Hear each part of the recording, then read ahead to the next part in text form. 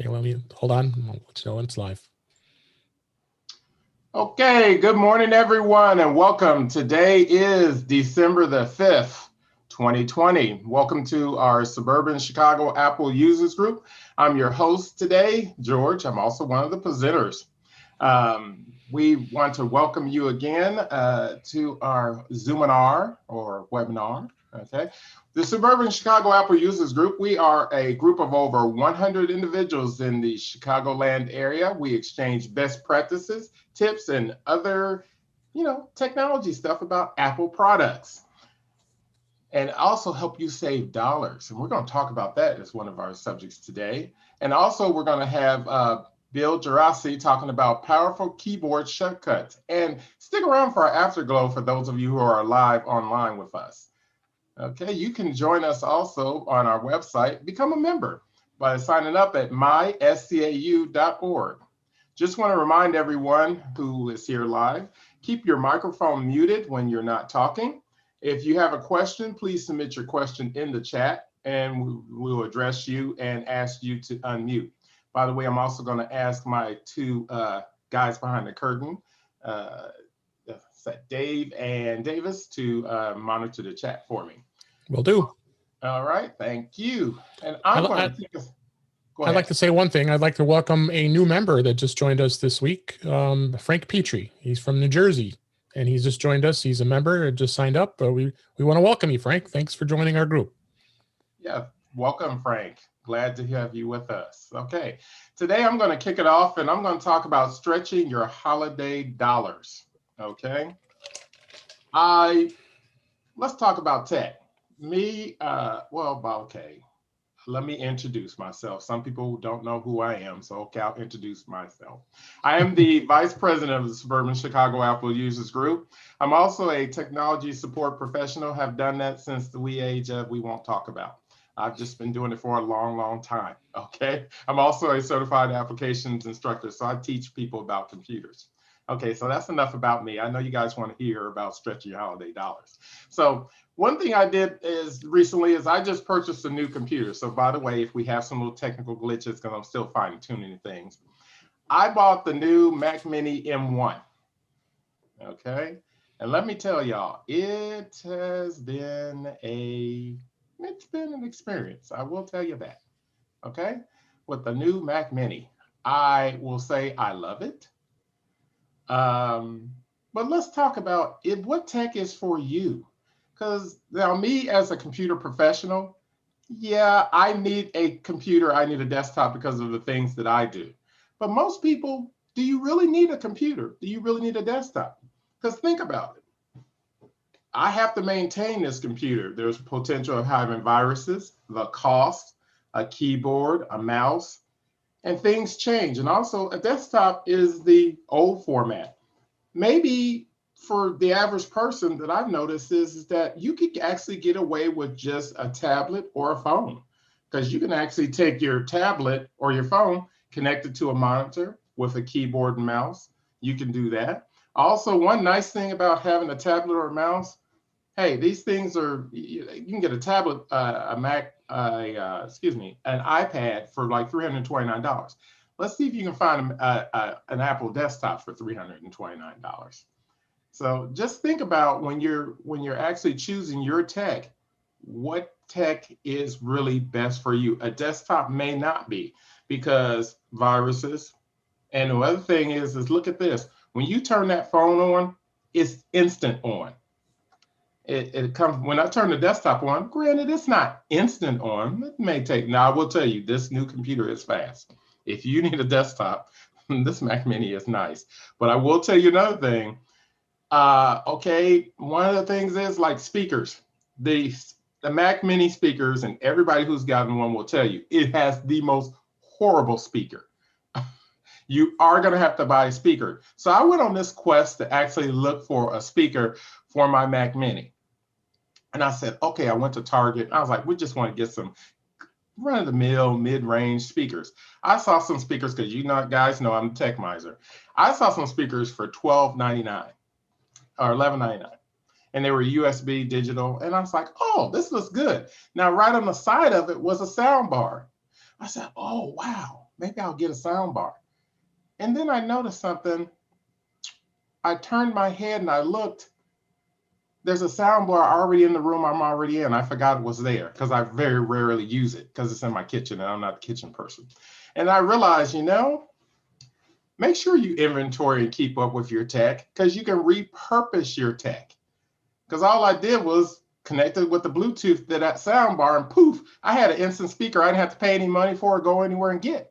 So make sure you keep up with the tech that you have because repurposing tech is not a bad thing to do.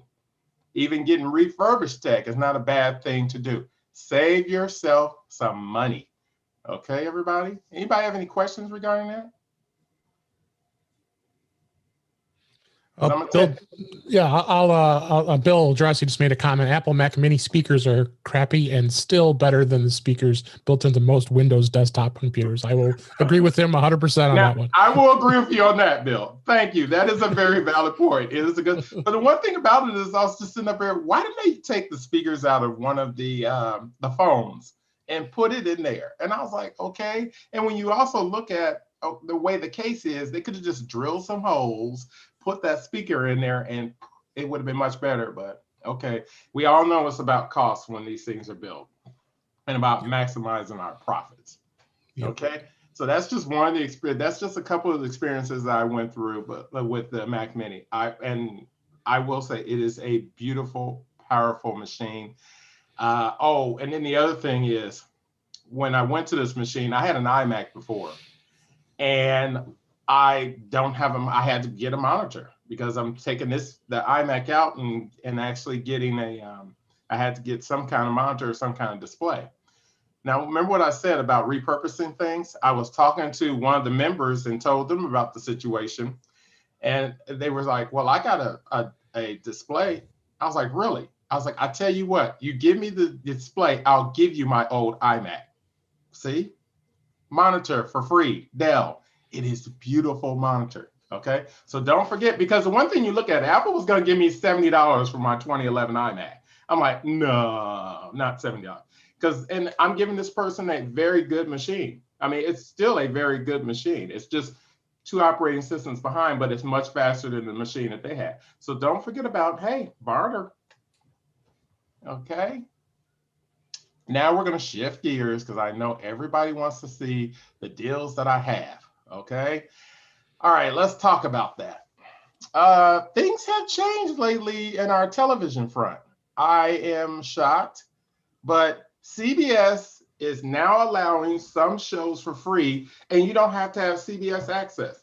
Now, my father made me a newsaholic, and I love 60 Minutes. You can now watch 60 Minutes for free online. If you haven't cut your cable cord, I do not understand why. I really just don't get it, okay? But there are several shows. Unfortunately, I think we're going to have a campaign because Star Trek Discovery is still behind the paywall as CBS Access. And I know there's many Trekkies out there like me who want to see it, but you still got to pay for that. But There are several shows that are not behind the paywall anymore. So just want to bring that up. Also, if you have not been paying attention to OWC's website, Other World Computing, right out here in Woodstock, you really should, because they've been having a lot of good deals lately. So I just want to bring this up to everybody. Very good quality products, okay? Here it's happened again. Target has offered their gift cards at 10% off. Now you're like, 10% off at Target? Well, think about this. You can actually get 15% off of an Apple product. That never goes on sale, basically, because you buy the gift card with your Target card, so you get 10% off today and tomorrow. And if you buy it with a Target card, that's an additional 5%. So that is 15% off. And by the way, yes, I did get a deal on my Mac Mini. Okay. We can talk about that later in the afterglow. But this is something that's not a bad deal, because there's things that never go on sale. If you want an Apple TV, if you want to, because you get up to $500, and that'll save you a maximum of $50. And this is today or tomorrow. However, If you have a spouse or another family member that has a Target gift card, that has a Target credit card, get them to buy $500 worth. So then you can actually save a maximum of what? What is that? 60, 50? What is that? You can actually save over $100. 50 on one, 50 on the other, and then the additional 5%. So some things that never go on sale at Target. And if you're not a member of our community, let me tell you something. There's all kinds of deals in our deals section that come up. And there's one guy really posts a lot of deals. And then we have a couple of other guys here too that post a lot of good deals. So a lot of these deals are like the same day and they sell out quick. So you guys want to definitely make sure that you're a member of the community and set that up so that it alerts you. Speaking of the community, when I got this Mac Mini, I was talking with one of the members and they're like, and I was talking about, okay, since I got the new Mac Mini, I need to put 1Password on it because that is my password manager of choice.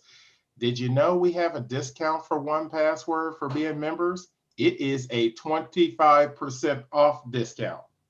And that's not a one-time, that's over because now it's a subscription. So don't forget, look at the deals that we already have. This is their actual discount for Black Friday. We get it ongoing. And that makes 1Password for me is like $28 per year, a little bit less than $28 a year. Now, of course, for those of you who live in other places, because there's sales tax, I live in the city of Chicago, so my sales tax is higher. Now, Frank, I don't know how your sales tax is out there in Jersey, but we have some pretty high sales tax here in Chicago. So as they say, your mileage may vary on that one, but you will get at least 25% off. Okay, here is one of my favorite places because I'm giving you guys these holiday tips. This is one of my favorite places to get deals. It's CNET. I love CNET. CNET has redone their website, and you go to cnet.com and click on deals. You see here that there is a plethora of different coupons and things that they actually have for things other than some of these are tagged, or you see here Adidas, DoorDash, eBay coupons. So there's a plethora of things here. But one thing I love from CNET is, yes, the Cheapskate Show. This is a podcast. I love these guys. They send out some really good killer deals. One of them was a $50 smart home kit from Home Depot. Now, this is not HomeKit compatible, but it was, if you wanted to get started in like the smart home space, it had some plugs, some cameras, some sensors. It was a really good deal. And they have a podcast, and the podcast is basically about 30 minutes in length. And it's a really good, and then they also have where they text out information with different deals on a daily basis. So any questions on anything I've covered so far?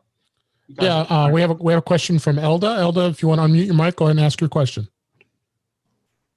Hi, I'm already using 1Password, so can I get that 25% discount in the future? I mean, is that an annual subscription? I'm presuming I'm paying annually automatically. Yeah, you should be able to.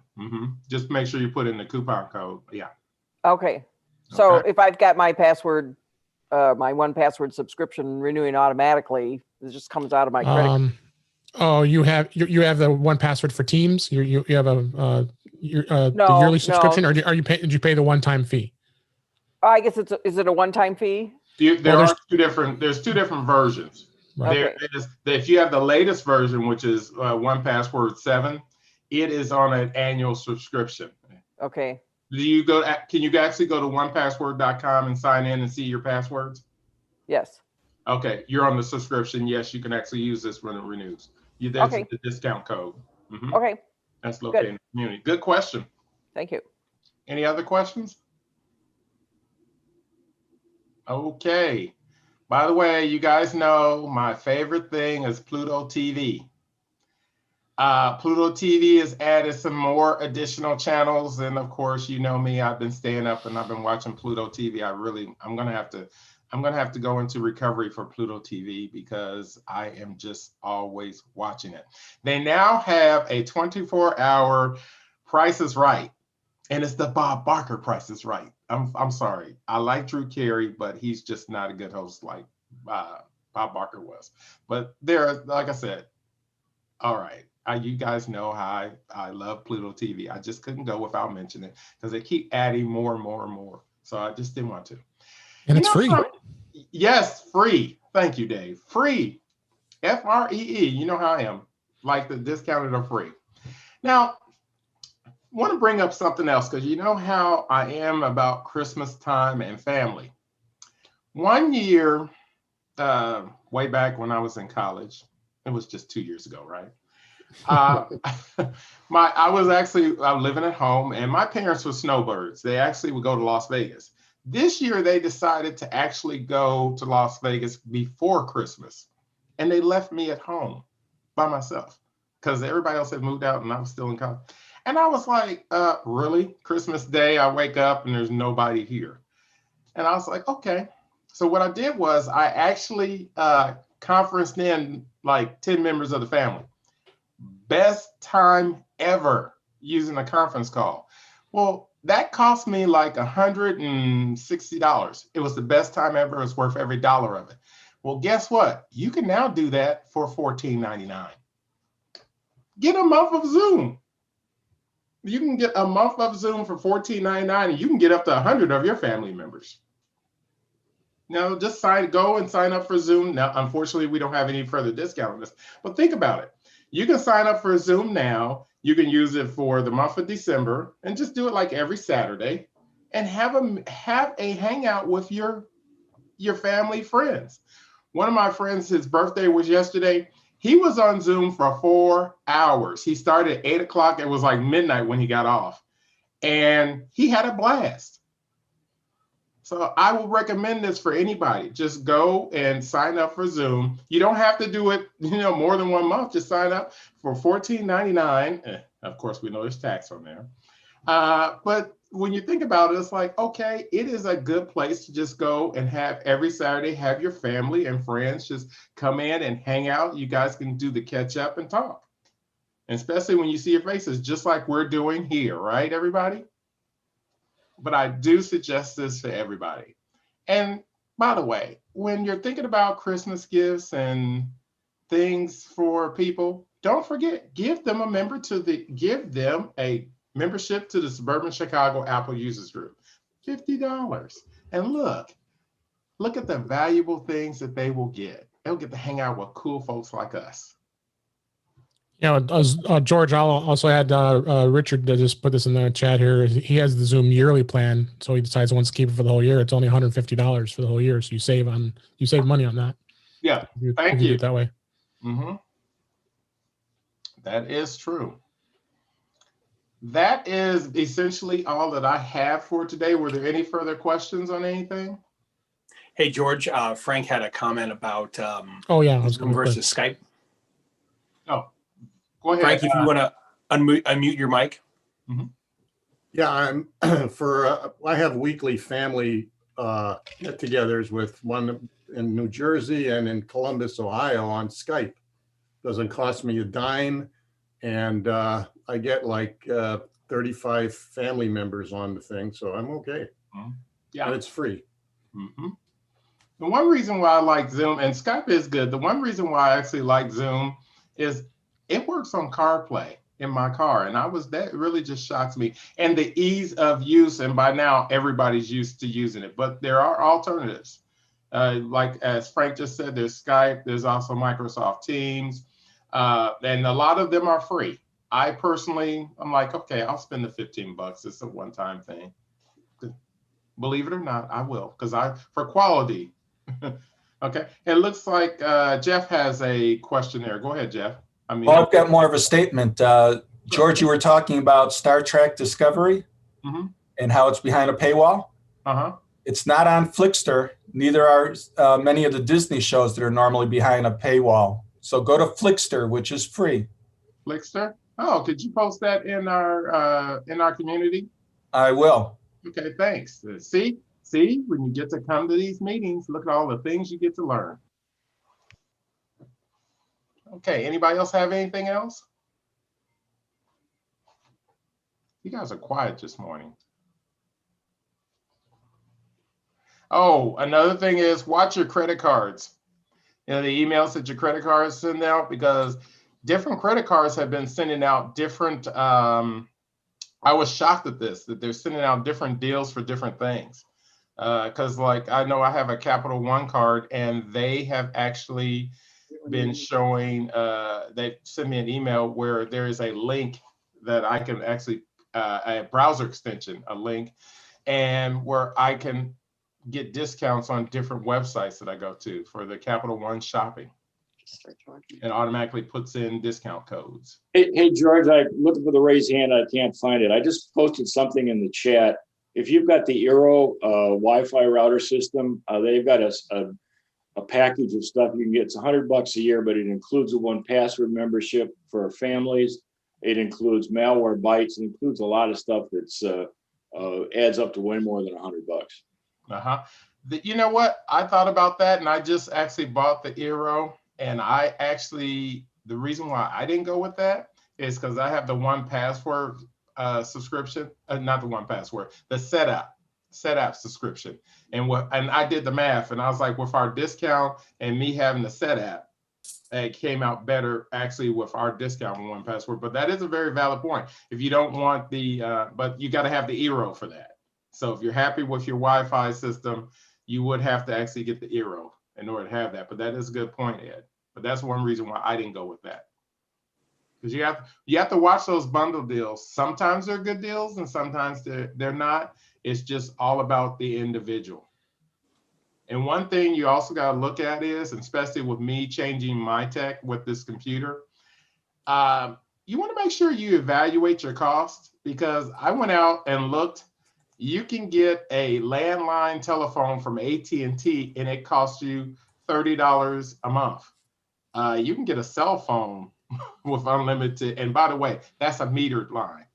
You can get a cell phone for $15 a month. So always evaluate, or just make it a regular calendar item to every 6 months or even a year to actually look at your cost of what you're paying for your technology. Because this is one area where not changing can cost you a lot of money. George, you bring up SetApp. I don't think a lot of people know what that is. You want to go briefly tell everybody what SetApp is? Sure, no problem. I will actually go. How about I love SetApp. I think it's probably one of the best deals out there. Yeah, SetApp is a subscription service for applications for Mac and iOS. It has, let me show you. It has a plethora of apps. As you see here, like Clean My Mac, I love that. Bartender, which gives you control of your menus. There's a boatload of apps in here. I think there's over 120 apps. There definitely is, I'm sure. Over 120 over 200. Apps. Over 200, thanks. But there is, some of the apps that I use the Clean My Mac, I use the Gemini, I use the BusyCal. You're like, well, why would I want to use like BusyCal? It gives you additional features that Calendar doesn't give you. I use Busy Contacts. One of the things that I always want to know is when did I put this person in my contacts? By using Busy Contacts, it tells me that information. It also tells you like when the last time is that you actually altered someone. There's a lot of good features that are added in with some of these different programs. There's also a VPN, virtual private network, in here. Let's see. Yeah, they just had that recently. Clear VPN. Yeah. So, and this is all included in your subscription. It's like $9.99. They also have a special that was a Black Friday special. If you Google SetApp promotions, you more likely can get a discount. Let's see here, because here is the pricing. It's $9.99, but you can save 10%. By getting it for $8.99. Maybe I'll actually contact them and see if they'll give us a discount for being Apple folks. I'll do that. Since I'm you guys new vice president, I'll work on see if I can get us a discount on that. Maybe they'll watch this recording and they'll, just shoot me an email. Or we could even get someone to speak to us about it. Yeah, that's true. We'll work on getting somebody to speak. How about that? Yeah. Note taken. Yeah. That's what it is. We will definitely see about, there's the iStat menus. I love the iStat menus because with the iStat menus, it tells you what's going on in your computer, like the temperature. One thing I've noticed, like every time before on my old iMac, I would always reboot the computer because I had iStat menus on there and I can see where the CPU is using. With this new Mac Mini M1, the CPUs, because it shows me all the different cores and what they're doing, those things never move. They're just always down there. And I'm just like, wow, this machine is just like, come on, throw something really at me. And you get to see that with the iStat menus. That's some of the things. And also you get to see different things that's going on with your network as far as, wasn't this you, Jeff, that actually talked about, or somebody did a presentation on home inventory? Oh, okay, wasn't you, Jeff? But somebody did it. Oh, it was you, Jeff? Yeah. Home inventory, the application. Yeah, this is part of SETAP. And also Margaret did a presentation and she talked about what's that NetSpot. This is also part of SETAP also. So a lot of some of the programs we talk about here are actually a part of SETAP. This, like I said, is a very good subscription. I hate subscriptions, but there are some subscriptions, yes, me as a tech manager, I still even pay for because they're just worth it. I'll throw out a couple apps too that are on there. One of them is called Short Menu that shortens all your URLs. Oh my God, it's so awesome because you don't want to have that really long, 50 character URL. You can just do a shortcut keyboard shortcut and then copy, paste, and then you send off a URL real quickly. Another one's called Text Sniper. It extracts text from anything. It's insane. You go to, even if you have a photo, it'll actually capture the text and convert it into text for you. So they got some really amazing applications in this catalog. Mm-hmm. And now that I actually have a more powerful computer, I can load up a whole bunch of stuff. By the way, PDF Pen, this allows you, Right. PDF Pen is like the gold standard almost, unless you don't want to buy the Adobe. Nobody wants to buy the Adobe PDF editor, but Adobe Acrobat. But this is like the golden standard that everybody seems to really use as far as the editing PDFs. So question, Sure. you were talking about 1Password and then you went to SETAP. So are you saying get SETAP and buy 1Password through there, but use our discount? No. 1Password is its own program. It is not part of SETAP. Good question, Marcia. Okay. And I don't think there is a password manager program. George, could you check the creativity section of that? Sure.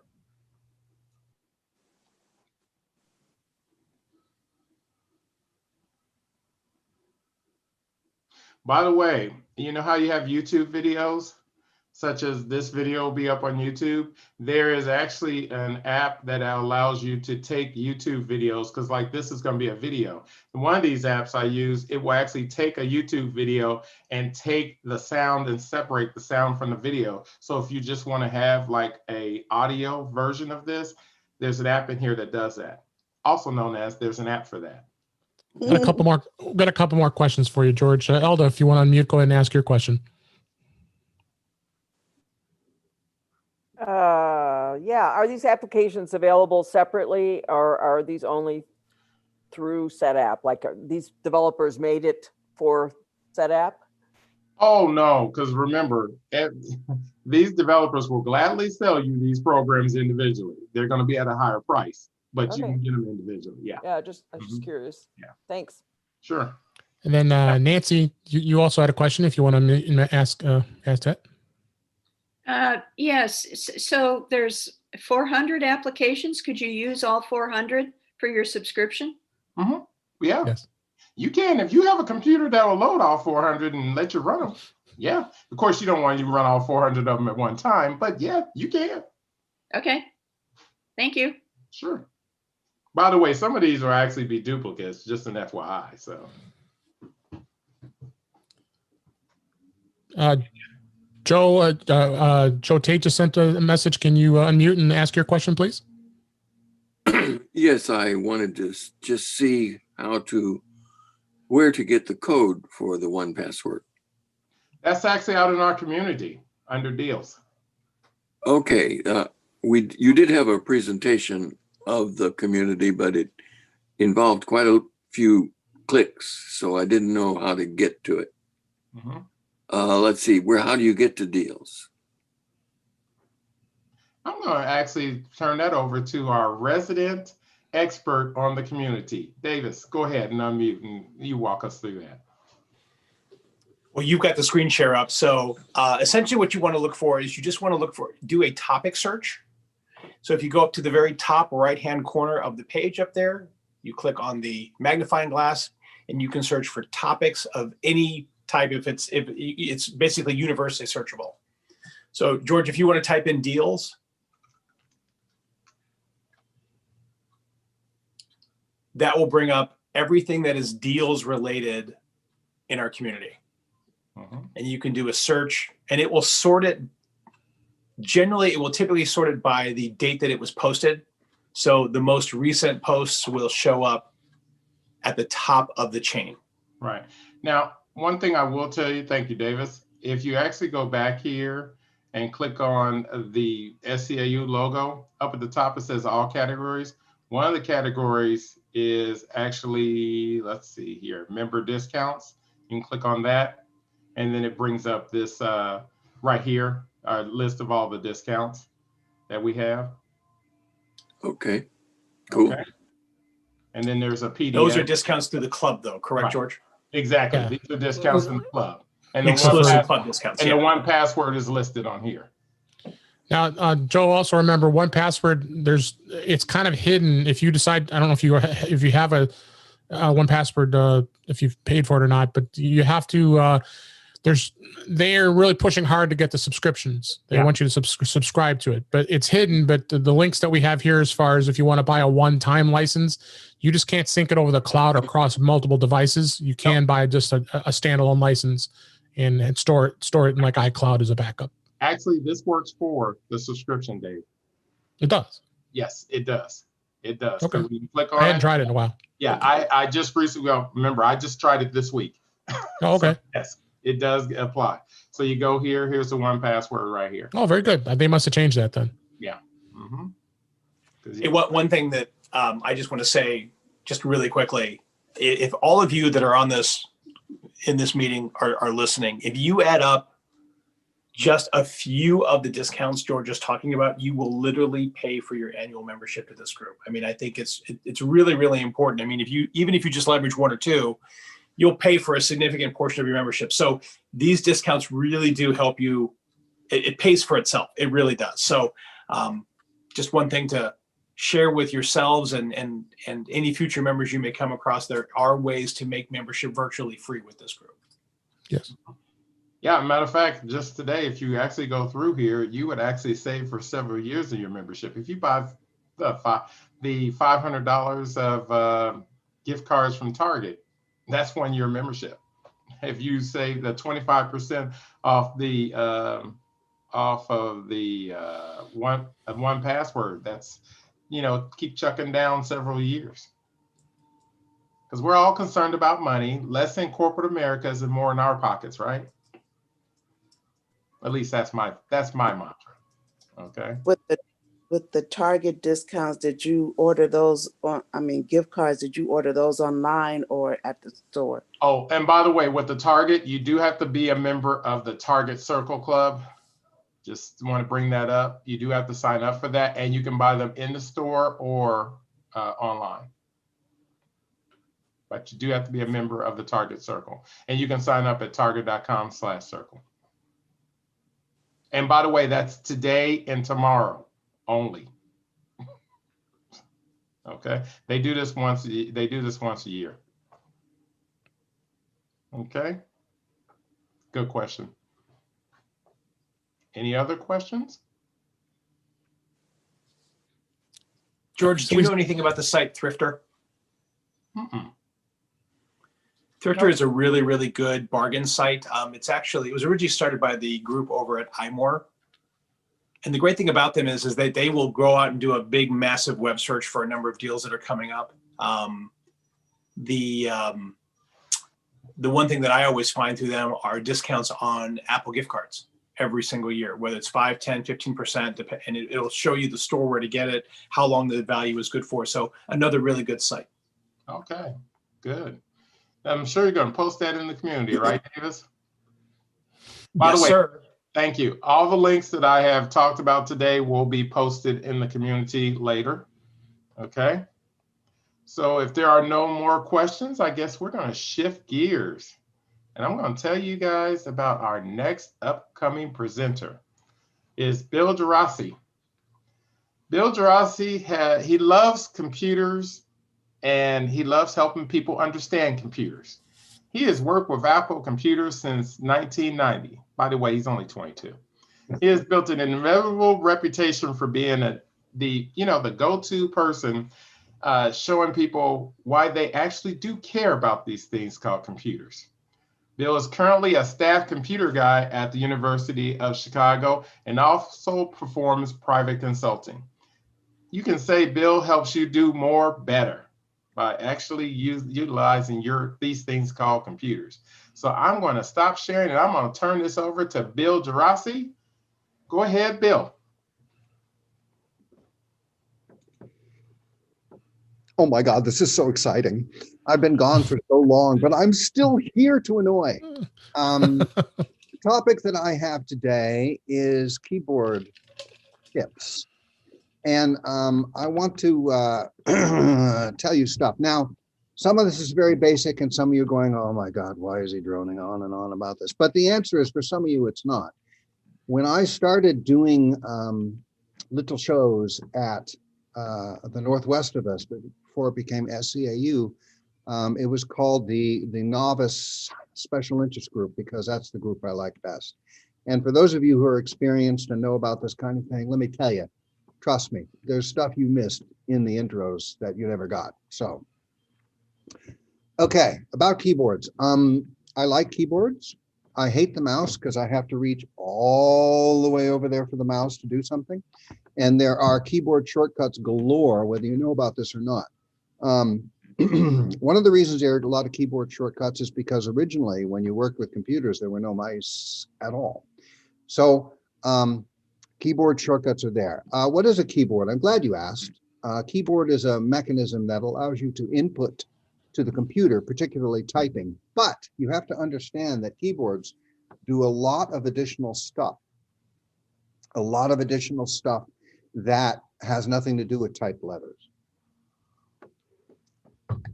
Not only do you have the command key that issues commands, hence the name, or on the end of Windows, it's the control key because it controls, but it also allows you to type stuff that isn't letters, as I said. So I have a document up here that I've been composing, so I don't look entirely stupid when I'm doing my presentation.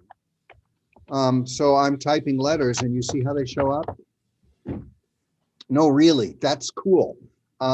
But they don't have to show up like that. So for example, if I can move my, how do I move my bar? Oh, I can move my bar like that. And the zoom bar, not the Zumba, the zoom bar. And if I shift my thing to this and I see the flag up here, some of you may not be able to see the flag up here. This is on my menu bar up here. And it's a flag thing. You may or may not have this on yours, but trust me, by the end of my little chat, you're going to put it up there. And you'll see there's different languages. So if we go to Greek, and now I go into here and type,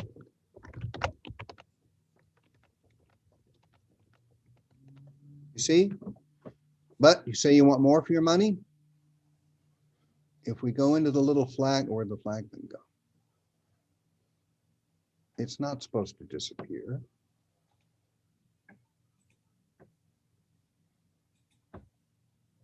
Oh my God. You see, this worked in test. What can I tell you? Well, let me introduce you to where the flag thing is. So if you go into System Preferences, your friend and mine, Apple Menu System Preferences, and by the way, I'm using Mac OS version 11, which is also known as Big Sur, and it doesn't have 10.11. It's just 11. They finally got off 10 every 20 years, you know. And the reason that I warn you about that is because what I'm seeing, you may not be seeing. You may have older versions of the operating system. And I'm not talking just looks. They regularly rename all these things just to annoy me. As far as I can tell, that's the only reason they do it.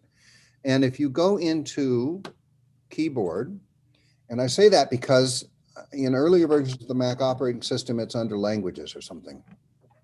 And you've got the keyboard itself, which we're not going to talk about because that's not fun. If we go to input sources, you see all these things here? If you go to yours, it probably only has US, but if you hit plus, you can, if you do just English, look at all these forms of English. But if you look at all of them, let me rephrase that. If you look at all of them, so if you know some interesting languages or you have some cause to type in an interesting language, you can do that kind of thing.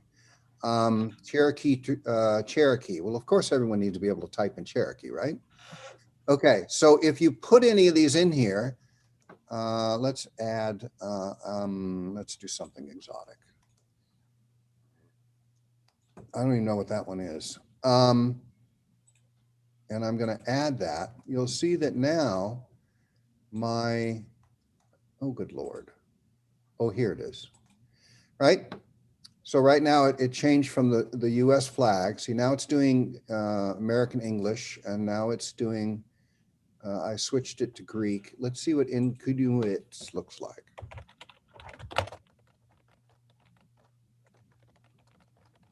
Okay, you'll notice that doesn't actually look different. The reason I show you that is you think that's an error in my presentation, and it is, but I'm going to pretend that that's a teaching opportunity because I'm going to go into Show Keyboard Viewer. Show Keyboard Viewer shows the keyboard. Sorry, Show Keyboard Viewer shows the keyboard.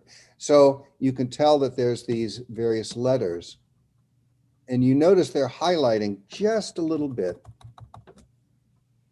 See how the S has a little core around it? So by the way, this is a trick. If you ever have no keyboard available at all, yeah, that can happen. It breaks or there's just some wiring thing or whatever. If you ever have no keyboard available at all, you can call up Show Keyboard Viewer and click on the letters in order to input text. For instance, you could send an email that says, help, no keyboard, see, by clicking on the letters, and then send that off to somebody. Hopefully not me. But I'm going to show you, oh, why doesn't this work the way I expect? Okay, we'll ignore that. So let's go back. That's a bit about letters. And no, I don't know why Nantucket into a keyboard is not showing up. We're going to put it back into US because, well, let's go to Arabic. That's a lot of fun.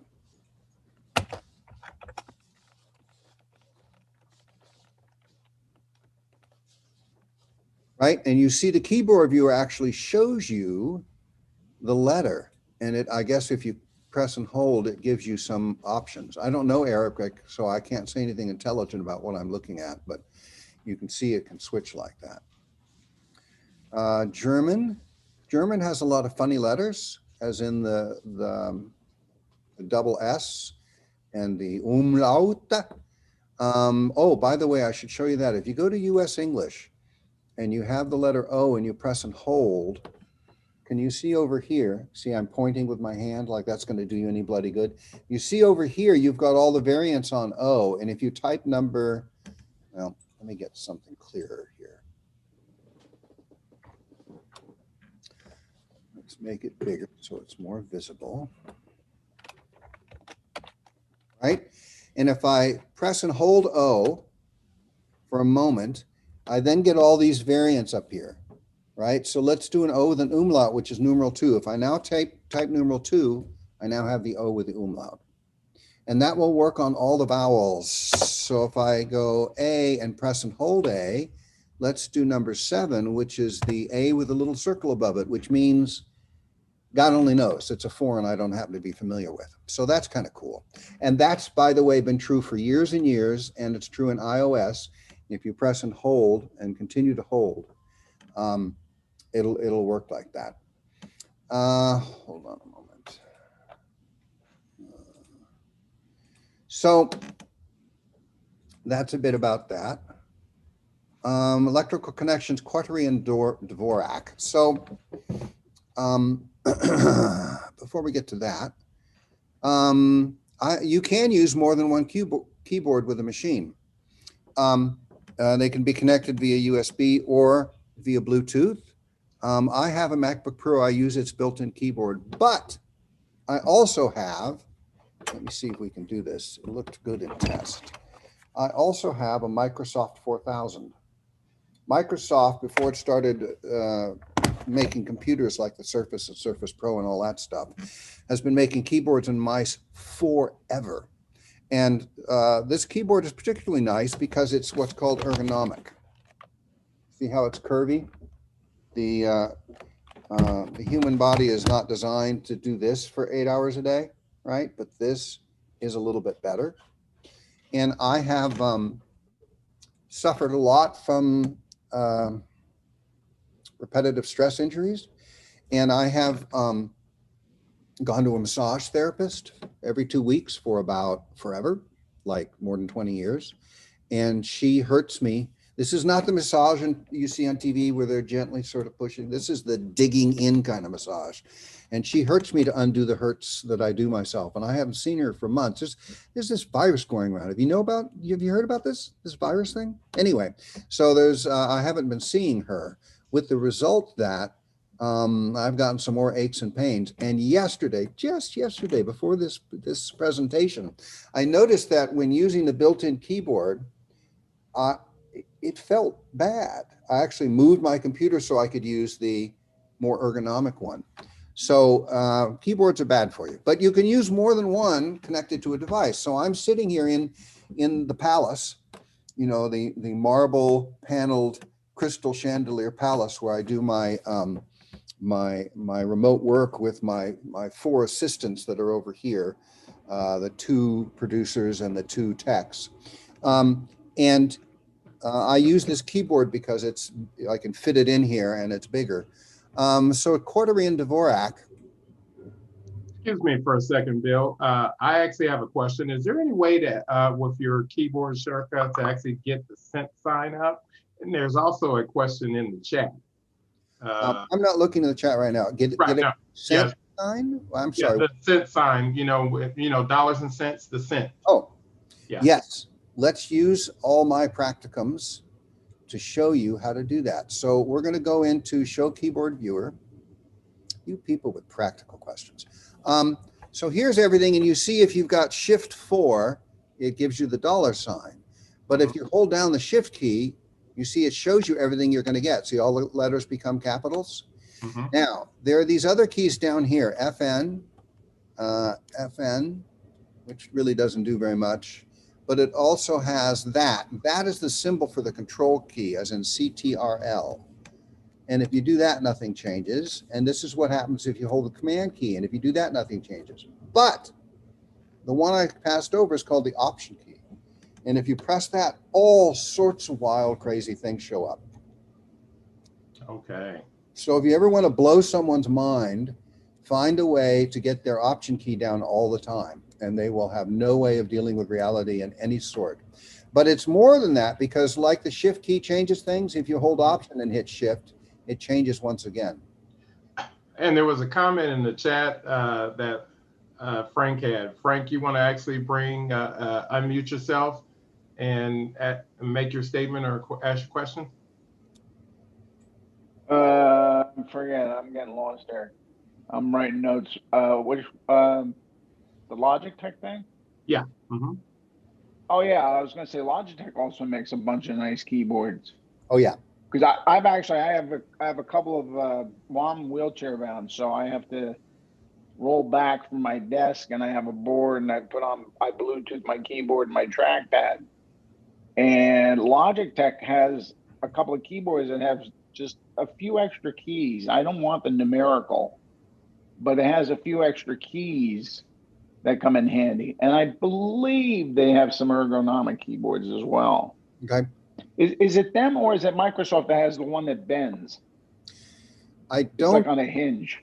The real answer is I don't know. There is a keyboard that's really cool and really expensive, where there are 3 parts of the keyboard and you can actually tip it like that. I've seen that. He makes it like a tent. Yeah. So there's a bunch of designs. I'm just talking about the Microsoft one because I've tried some of those other ones, and this is more reliable and it physically will fit in the space I physically have. You know, that kind of thing matters as well. So for instance, if you look at my mess here, right? I got one of those. Yeah. I'm sitting in a desk where I have a limited amount of space and it just fits right in there. Yeah, sometimes the physical matters. Meanwhile, back at the farm, so if you go into keyboard and you hold down Option, then you get the Cent, C-E-N-T sign. So Option 4 will give you that. Let's see if that actually works. I mean, sometimes we have to actually do stuff. 1 second here. Option 4. Ha! As if we knew what we were doing. Where was I? Oh, quarter in Dvorak. So, listen. The keyboard that we've all gotten used to is called quartery, because if you look in the upper left-hand quadrant under the numbers, it's in order, Q-W-E-R-T-Y, quartery. The quartery keyboard layout, and there's lots of other ones around, is technically speaking bad. Technically speaking, it's bad. The reason it's bad is because the quartery keyboard, as I understand it, I know there's some other views on explaining this, was designed to be harder to type. Because when they started making keyboards on typewriters, I don't know, like 1880s maybe, the women they hired to do this, and trust me, they were all women, got really good at it. And they could type fast enough on the old mechanical, you know, with the individual letters striking, those manual keyboards, manual typewriters, they broke them. The machines couldn't handle the rate of typing that they could do. So they redesigned the keyboard to make it harder to type. I mean, what's the most commonly used letter in the English language? I know this because I read the book by Stephen King. It's the letter E. E is an epsilon. And where is E? Inconveniently on the top row, right? It should be right under your fingers, right? If you think about it. So there's another layout called Dvorak. I hadn't thought about this, but we could do this. So if we go to plus and we go to ABC, where is Dvorak? Oh, we can search. English Dvorak, right? So I'm going to say add, and I'm going to close this, and I'm going to call this down and go to Dvorak. Nothing seems to change, but if we show keyboard viewer, this is the Dvorak layout, right? Yeah. Right, so under your left pinky is A, and then E, O, U. So all the vowels and then I, all the vowels are in one line. You see how that works? That's called smart, right? Because your hand has to do less work to do a vowel. So the Dvorak keyboard is all set up like this in order of most commonly used. So G is less common than H, C is less common than T. You see what I mean? M and W. So it's all laid out. It's great. It works well. I can't use it. I actually spent some time trying to learn this bloody keyboard. And it's like, the only thing I got out of junior high school was typing class. And I'm telling you, coming from quartery to Dvorak is hard. So where is Dvorak? Where's DVOW? All right, we're going to ignore the fact that it's not the upper list. So, but the point is there are different layouts because your computer looks at a keyboard as an electrical connection, right? You think, well, it's the letter O. Every time I ever type O, it's going to be an O. No, it's not. So you can even get more interesting stuff going on if you go to show symbols and emoticons. Let's go up here.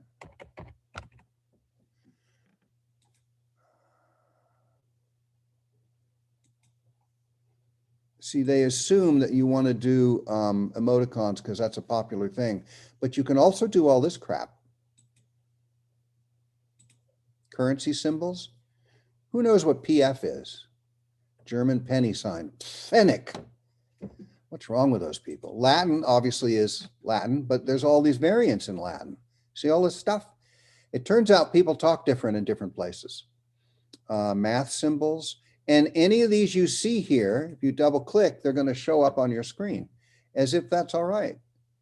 This is less than over equal. Here's parentheses. Here's all the brackets you could do.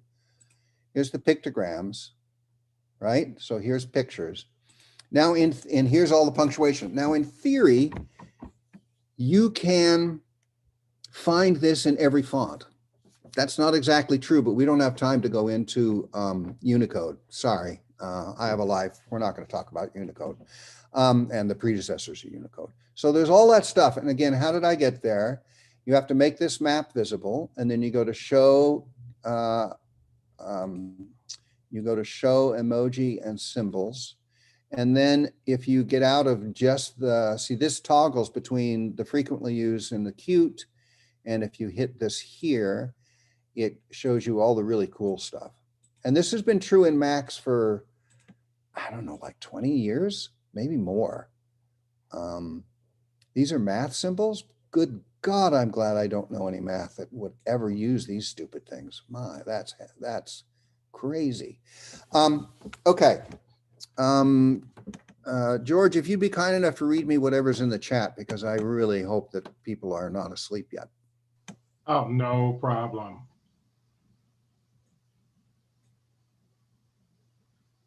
It's just, let's see here. Wasn't the QWERTY designed to keep the hammers from locking it up? Frank, you want to actually unmute and state what you mean about that? I had heard, I forget where, so long ago, that typists would go at such a speed that the hammer for each letter, as Bill was saying, some were more popular than others. Because of the, I don't know, the word would be the number of times those letters would be hit. The wear. A lot of times the hammers would lock up if they were typing fast up. Yep. The hammers would cross. Yep. And catch, and so that's why they came up with that. Yep. That's what I heard also. Same thing. I made a message to the same effect. It was a mechanical problem. Right. Yeah. Yeah, the metallurgy involved in the precision mechanics while still keeping the costs down, right? You can make anything perfectly, but if you want to make 75,000 of them and make a profit, you make them cheaply, right? Exactly. The arms would, yeah. And what you were saying about QWERTY, yeah, that's what I had heard was QWERTY was the logical. It was sort of like the typewriter equivalent of Esperanto as a language. Sure, except no one knows Esperanto. Everybody knows QWERTY. I went and looked it up. I compose music and stuff, and I wanted to have somebody in a song scream from a mountaintop something, but I wanted them to scream it in Esperanto. And researching that was a nightmare. Well, good on you, mate. I'm glad it happened to you and not me. Thanks. Thank you very much. I'll take that as a Christmas gift. Anything else, George? Bill. Yeah. When I'm looking at Zoom, I can't see your bar at the top, so I can't tell what you were clicking on up there. Can you? Oh, I hate that when that happens. Hold on, let me see if I can make it bigger for you. So this is, so that's my screen enlarged. Now is it a little more visible? No, it didn't move. Oh, okay. I don't know. For me, it needs to be shifted down. Did it move for somebody else? I can see fine. You can see what? I can see fine. I can see the top of your screen. Okay. Yeah. Let's do it this way. You'll like this game. Marcia, what device are you using? Are you using something with a small screen, or are you not in full screen? iPad Pro. Yeah, that should do it. I took a screenshot of it, and this is what it looks like up there. There's the plus. See, now this green part is the thing that indicates my screen is being shared. And this is what the flag looks like when it's set to US English. And that will change depending on the language. So in Greek, it's a black box with a lambda, capital lowercase lambda. You see how these different shapes are here? Can you see into there? So that's what Hebrew looks like, German, Greek, right? So up at the very top is when I'm set into English is the American flag. And what did you turn on to get that to be in the bar? Apple menu, system preferences, where am I? So that's the keyboard, input sources. So these are all the input sources that I have. Okay. I'm going to get rid of the ones that I don't even understand. I'm going to leave German up there. I'm going to, trust me, I'm getting rid of Dvorak. Okay. Okay. And if you have anything in this list other than US, then the menu magically appears. Well, actually, you can do show input menu and menu bar. It's a preference here. But your mileage may vary because Apple has changed the look of this and even where this input sources is in earlier versions of the operating system. Okay. Okay, how much time do I have, or am I done?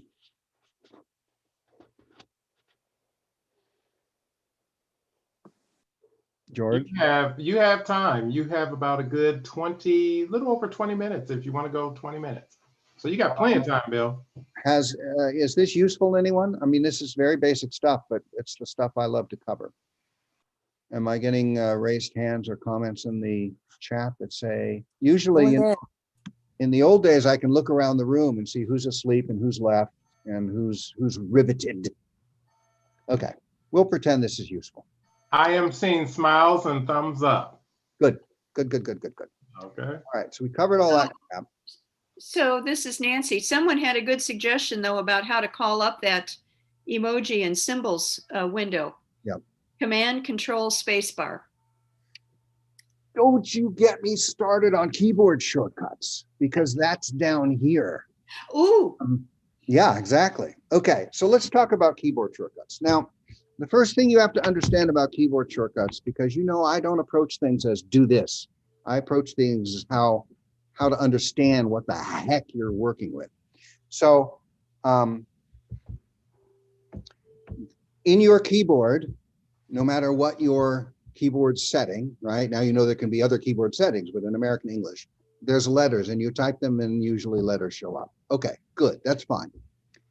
But there are some keys that aren't like that. They're called modifier keys. The obvious one is a shift key. If you hold down shift, you get capitals. If you don't hold down shift, you get, lowercase. But if you just hold down shift and do nothing, you get nothing. That is, it's not an input key. It's a key that modifies other input. Every one of you knows this instinctively because you've used keyboards and you've used Macs. But I'm explaining the words because you may run into them somewhere and because it's the kind of thing I like to do. So there are 3 other keys. There's control key, option key, and command key. And by the way, I want you to know it was a moment of joy in my life when Apple finally actually put the word command on the command key. Why not, right?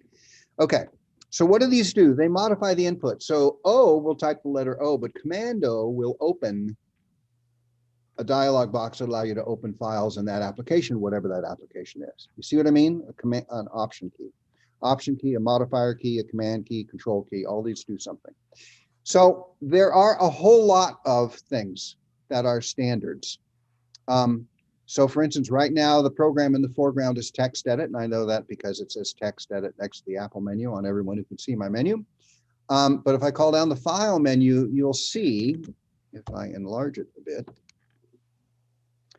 there's all these things over here on the right, right? This says command, that's the symbol for the command key. Command N is command new. O is command O. Oh, why is it doing that? That's kind of cool. Command W is close. Command S is save. Shift command S is duplicate. Don't get me started. Show properties, and then P for print, right? We've all seen these kinds of things, right? And look at this under edit. There's one 50, 60,000. And if you go into the cascading menus, right, there's all these other command key equivalents. Now, those are command key equivalents to menu commands. I'll say that again.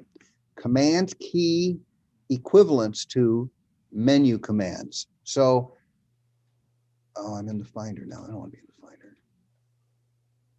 Who knows why I can't get a new, oh my God.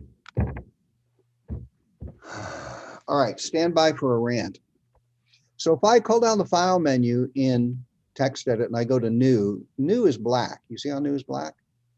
And it highlights. But if you look at,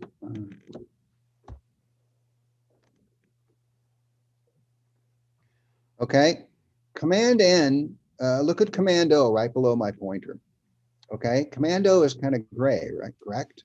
Because open is kind of black, right? Gray, black, gray, black. The Macintosh operating system interface and Windows following along has trained computer users for 2 decades, 3 decades, that gray means unavailable. Okay, and black means available, right? So if I pull down this, see how all these are grayed out? This one's black, right? So I can do a get info on a selected item, but I can't rename it, I can't compress it, I can't. If we go back here, I can do all those things. I can't copy anything because I have nothing currently selected, but I can paste. You see, gray means unavailable, black means available. But all of the keyboards, including for the ones that are enabled, are gray when they display. What idiot, here I have to I have to emphasize this. What idiot thinks making everything gray looks better, but you can't tell what's happening? Okay, so I pull this down and I say new document. Oh, but I can't do the keyboard equivalent because it's not black. The keyboard equivalent's grayed out. But if I do the keyboard, that is hold it. Well, let me let you watch as I do this. Right, show keyboard viewer. I'm going to hold down the command key. See how it gets the red highlight? And I'm going to do N. And what do I get? I get a new document. See how that works? So the keyboard equivalent is really there and really works, even though it appears gray. Who think I? Okay, I have to stop because my blood pressure is going to get too high. All right, but let's talk about keyboard commands. So Command N is the same thing. If I call down file and go to new, it does the same thing. And actually, there's a visual cue. I'm going to make this bigger. And I'm sorry for those of you who can't see the menu bar. I'm going to type the keyboard thing, Command N. Did you see how the file menu actually highlights? Watch this again. Command N. See? So if your keyboard equivalent is a menu command, it will actually show you a highlight in that menu. Now, most of the time you probably don't care, but occasionally it's like, oh, okay, that's under file. Right? You know what I mean? It'll make it familiar, and I have to close all these stupid windows. Okay, so that's useful. So that is a keyboard command that is the equivalent of a menu command, but not everything is in the menu.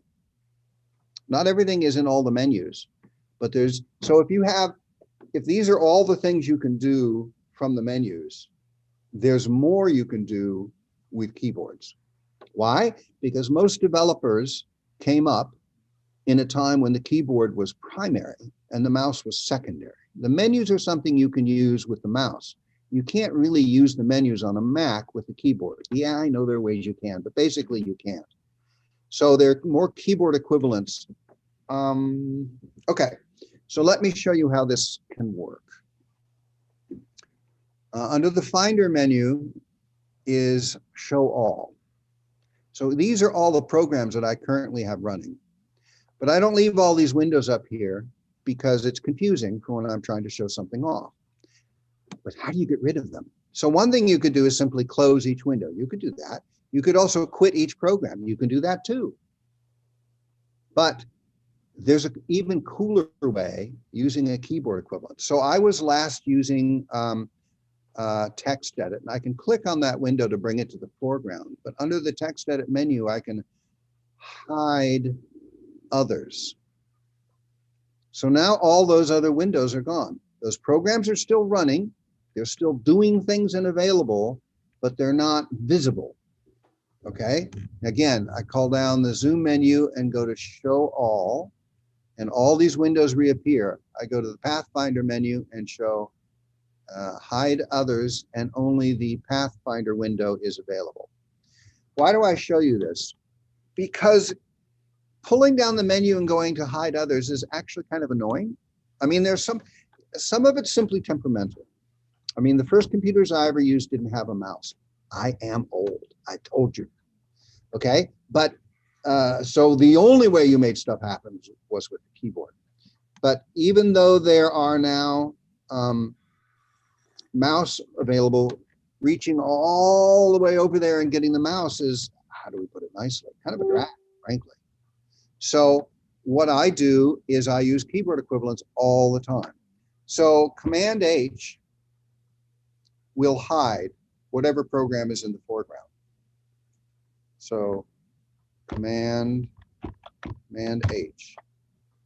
Oh, all right, there was only one program visible. So we're going to show all, and I'm going to bring this one to the foreground. This is the music thing. And I'm going to do Command H. You see how that program goes away? I did not quit. I did not close the window. I did not minimize it. But I was able to hide it. Okay, are there any questions about this? Because I noticed there's some piling up in the chat. Well, a lot of everything that's going on in the chat is basically comments about, like some person said, they'll listen to whatever you want to talk about. By the way, that Command H, I like that. I really didn't think anything, I didn't know about that one. Does anybody have anything that they want to actually say?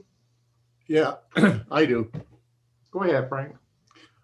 Is there a command, keyboard command for shrinking the window?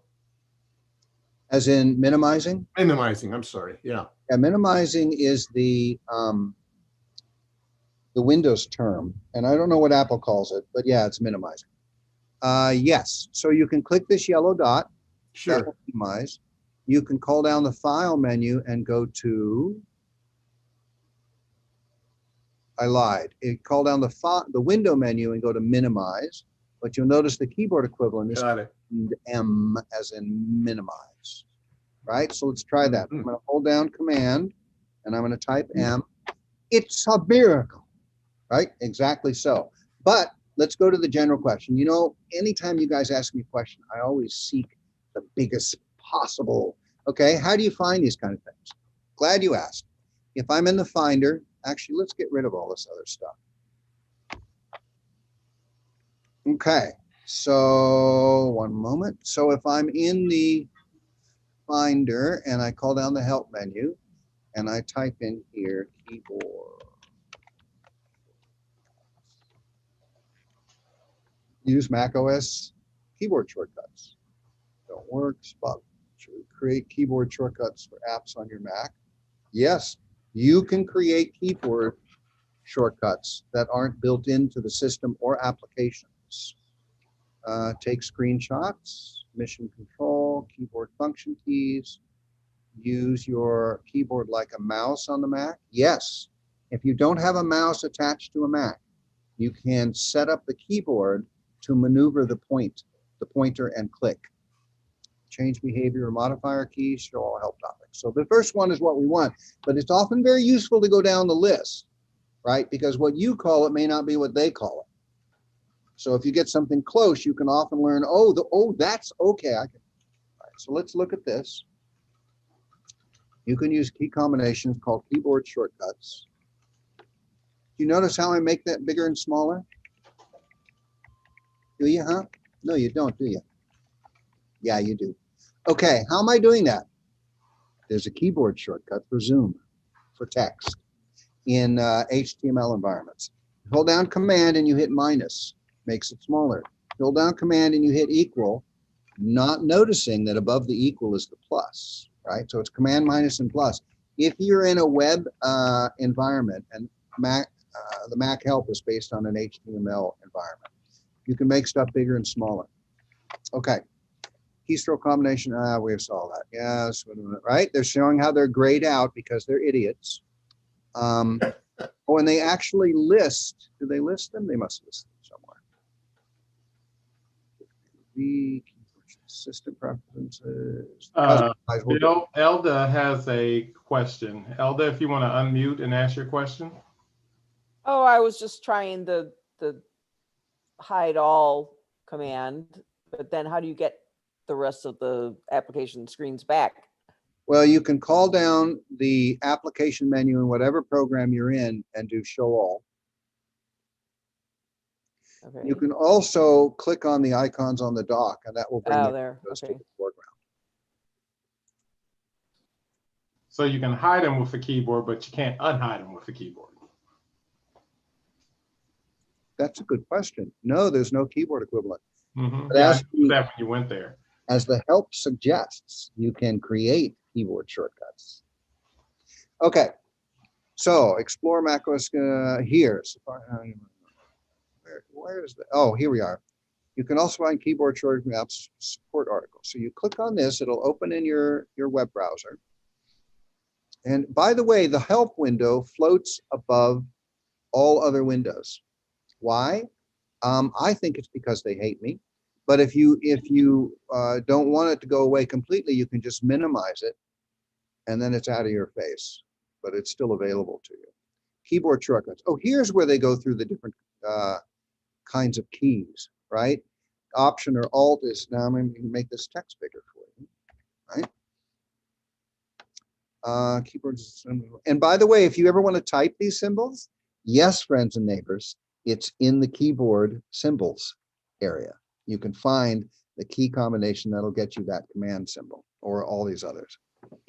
We have another question or comment from Frank. Frank, if you want to go ahead and unmute and ask your question or make your comment. Yeah, no, I did just use. Oh, sorry, Frank commands. Which Frank? Frank Shivey, I'm sorry. Yeah, I have a question. Does Command Tab open the hidden windows?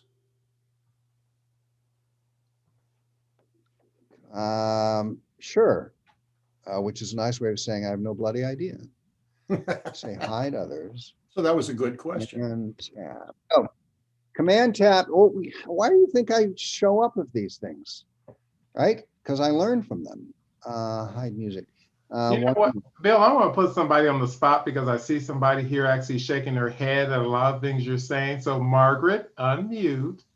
I see you shaking your head and I want you to chime in on this. Yeah, there isn't, going back to the unhiding things, it's called show all, and there's not a generic keyboard command for that, but in most menus, you'll see underneath everything, there's a show all, and that'll bring up all the windows for that particular app. Command Tab. That'll bring up all the windows for all open apps that have windows. I think it just brings it up for that application.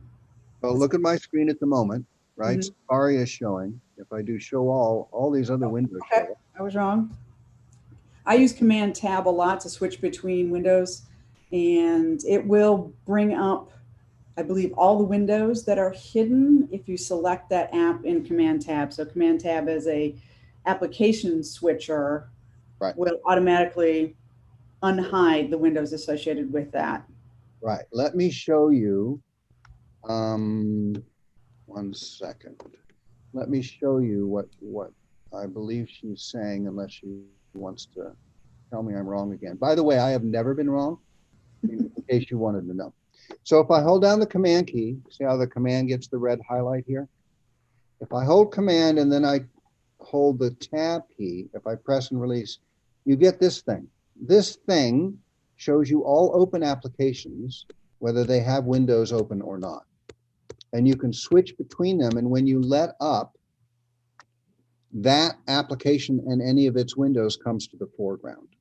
So Command Tab, right? You go, let's bring Pathfinder to the foreground.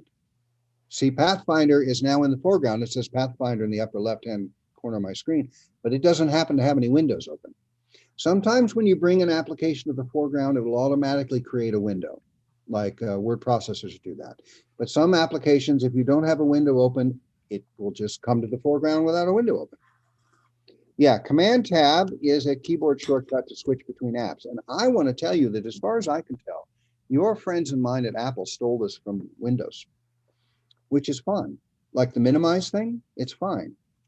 How much is Windows stolen from Mac? Okay, so every once in a while, I mean, you can look at the dock and say that's a modified kind of task manager, which is the formal name for that thing along the bottom of Windows machines. And that's fine, they can steal it back. Yeah, there's also a comment from Davis Knight. Davis, if you want to unmute and make your comment.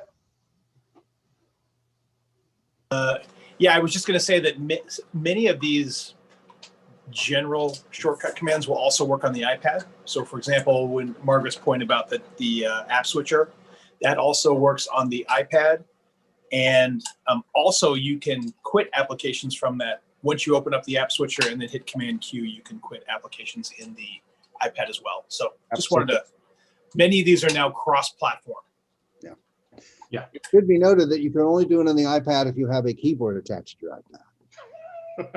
Well, yeah, that would be kind of like, you know, a keyboard shortcut. But yes, you're right. You're 100% right. And if you think about it now, the Macintosh was designed with a keyboard and mouse. DOS and Windows were designed for, well, DOS was designed for keyboard only. Mac was designed for keyboard and mouse from the beginning. Windows, a variation on DOS, is designed for keyboard and also can use a Mac. When you got to touch interfaces like the iPhone, they were designed for no keyboards at all. So no keyboard equivalents. So they're actually bringing a bunch of stuff from a different and earlier way of controlling computers into the iOS, iPad OS world to make them more, yeah, okay. You bring up a very valid point, because that's just like when I was talking about earlier about the tech, choosing your tech wisely. If you actually choose an iPad or iPhone, you get touch and keyboard ability. If you choose a computer, you don't get the touch ability. Just well, in Mac, there are lots of Windows computers that will combine touch displays with, you know, the rest of the computer, the keyboard and everything else. So yeah, but look how much that. But yeah, remember, I'm the tech miser. I'm cheap. Okay. Well, Windows remember with. Okay, go ahead, Bill. I'll let you go. Can I make a comment, by the way, since we're talking about shortcuts? If you want to unmute yourself. As a husband, I will be happy to wait. Go ahead. If you want to temporarily unmute yourself in Zoom, if you hold down the space key, which is easier to do than to go to the tiny icon and click on it, yep, that temporarily mutes you or unmutes you. Yep, there you go. Yes, keyboard equivalents are very handy. So we're back in the help article. Oh, here we go. So this is the help article from Apple support about keyboard equivalents. And you see they have, how do we say it nicely? Several, right? So these are the cut, copy, paste, sleep and log out and shut down, Finder system, Command C, open computer window, Shift command. So you can start, I've only talked about key commands that use one modifier key, but you can use more than one modifier key, right? So this is one, Option and Command, and then L takes you directly to the downloads folder in the Finder. Now, it becomes important, a distinction to say in the Finder, because there's only 26 letters on the bloody keyboard. Well, okay, there's some punctuation. There's not many keys on the bloody keyboard. So you can add modifier keys, but you can also change within applications. So one key combination in one app may do something else in another app. Now you have to understand the history of this. In the land of DOS, before Windows, before Mac, even before Mac, in the land of DOS, there was no operating system level standardization. So each computer programmer did whatever they want with whatever keys. So in Lotus 123 for DOS, Control L might do one thing. And in Microsoft Word version 2.0 for DOS, Command L might do something else. Now, the problem with this is that every time you get a brand new DOS program, your IQ drops to 30. Because you have to learn all their independent, annoying, different, and even replicative, see, I made a word, replicative keyboard commands. When you got to the Mac OS, programmers hated it because they had to meet certain system level standards. So in Safari, Command O will open a file. In TextEdit, Command O will open a file. In the Finder, Command O will open whatever selected object. In Preview, Command, you know what I mean? There's a standard enforced across all the applications. It turns out that's really a good idea, which is why Macintosh did it, because that means if you learn any one Macintosh program, you know a third of every program you will ever run into, the opposite of which was true in the land of DOS. That's like a tiny cornerstone for building the Mac operating system that they put in there that has changed the world. Not only does it mean you know how to operate amongst different apps, it means you know how to operate amongst different apps. It was a sea change, right? Users could spend the bloody time figuring out what Command O meant, and then they always knew what Command O meant. See, some of you did not suffer with DOS. I'm telling you, it Mac and the whole way the Mac works. Yeah, you get the idea. Okay, you got about 2 minutes there, Bill. 2 minutes. Well, you know, this I was thinking this would be hard to fill up this time to figure out how to do this, and it turns out I'm only a bit of a way through my. We haven't even gotten to selection tactics and icons and extending selection and shift and command keys, and it's just I talk too much. Clearly, that's the problem. All right, so let's talk about selection, because that's an important thing that people don't understand. Can everyone see the icons on the right of my screen here? Yeah. If your window that shows the faces is obscuring the right-hand part of your screen, you need to drag it out of that area. You can drag its title button. Okay, so here's an icon, and here's another icon. And which one is the selected icon? Yeah, okay, alpha clone, because it's got the darkness around it, so to speak. If I single click on backup 8, it becomes two things happen. You think one thing happens, right? This was my selection, and now I select that by single clicking, and you think I've selected that. But it's important to note that I have deselected the previous selection, right? So now that's my selection. This is now my selection, and this is no longer my selection. Why does that matter? I'm glad you asked, because there are times you want to select more than one at a time. I have seen people, I have sat next to people who have two windows open on their screen. God, they were excited when they could do that. And then in one window is some stuff they want to copy to this other window, right? So they would, and there were 45 icons in the source. So you take one at a time and you drag it over and it copies. Isn't that cool? Yeah, you could do that 45 times. No, okay? There's something called extending selection. So if I press and drag this item, it moves there, right? But if I select both of these and drag them, then they both move. See how that goes? And I know at least a few are saying, oh my God, how did he select more than one?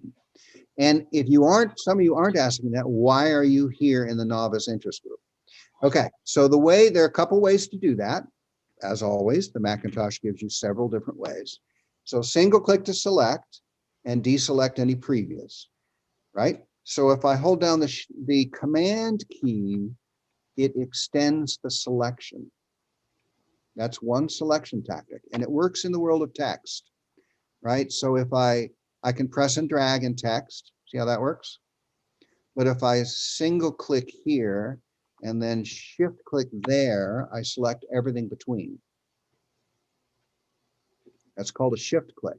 So I can single click here and then hold down shift. In Finder icons, it works a little differently. But that's not the fun part. The fun part is press and drag. You all know how to do this in text, right? If I press and drag, you see how it's selecting as I go? But it also works in the world of icons. So if I press and drag, I get something called a selection marquee. Depending on the quality of your video, you may not be able to see that. It's a little box, see that? And whatever the little box touches, any part of on the Finder, becomes selected. All right. And if I press Bill, drag, it's actually 10:30, Bill, but I tell you what, we're going to have to close out here, and we do have our afterglow if anybody wants to stay around and actually chit chat with Bill, because we have to actually close out. Well, I can't chit chat. I have to go because I have another. Okay. I have 9 classes. Hey, we can always have Bill come back and talk more about this subject or any other subject, because of course we want to stop on time. I just want to thank Bill for his presentation on keyboard shortcuts. It was very interesting. I hope everybody actually enjoyed my presentation on stretching your holiday tech dollars. Remember, use Zoom or whatever platform you want to use to get and keep your family and friends connected during this time of our challenging year of COVID. You will receive a survey after this particular meeting. Please fill that out. Your feedback is always welcome. Just want to let everyone know that we have our iOS SIG coming up on December the 8th. I'm sure we'll probably talk about everything iOS or a few things iOS, and then there's an Apple announcement coming up. Also on December the 16th, there is the photo SIG. We'll be talking about the evolution of videography that will be presented by Jeff.